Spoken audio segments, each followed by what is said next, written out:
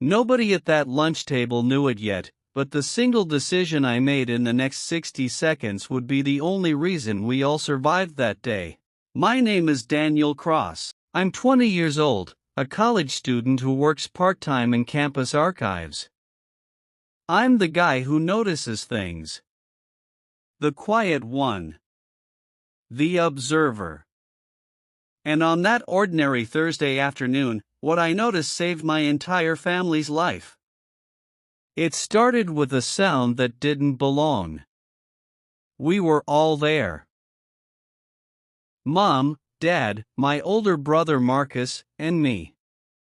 Just a normal family lunch on a normal day. Except it wasn't normal. Not to me. Because while everyone was talking about Marcus's new job in Mom's garden, I heard something upstairs. A footstep. Deliberate. Careful. In a house where we were supposed to be alone. I didn't react. Didn't flinch. That's rule 1 when you sense danger, never show it. Marcus was mid-sentence when I looked at him.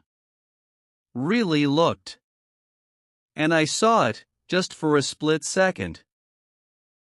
His eyes flicked toward the hallway. He knew. My brother knew someone was in our house, and he was pretending everything was fine. But why? That's when I understood. We weren't just being robbed. This was something worse. Something planned.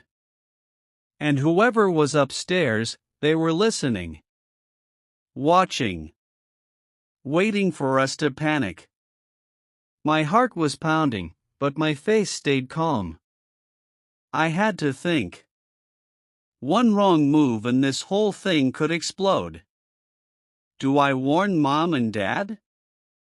Do I stay silent? Every choice felt like it could end in disaster.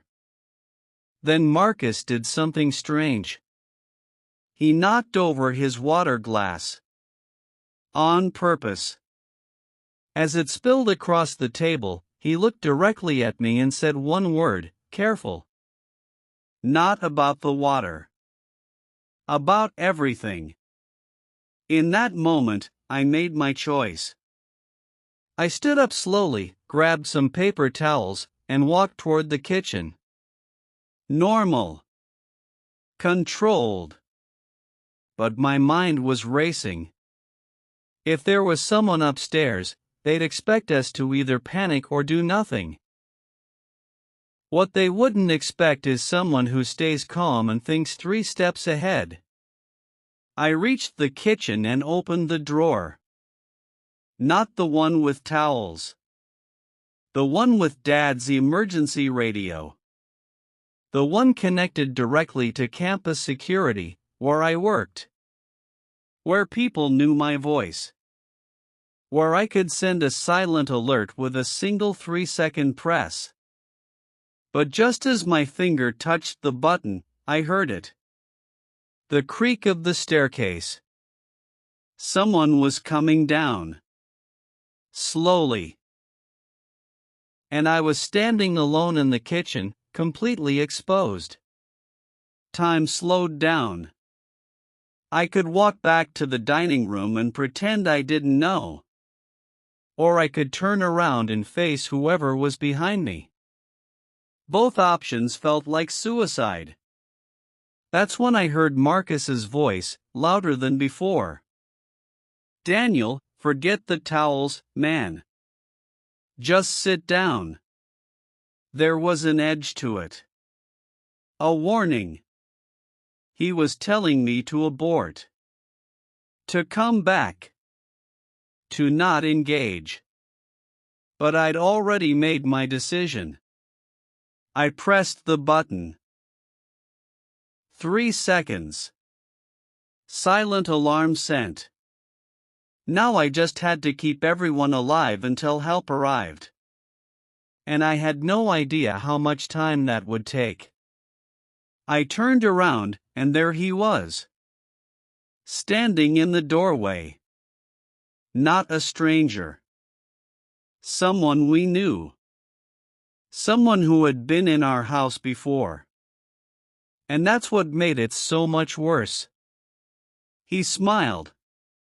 Hey, Daniel. Didn't mean to scare you. Everything in me screamed that this was wrong. But I couldn't show it. So I did the only thing I could. I smiled back. All good. Just grabbing towels.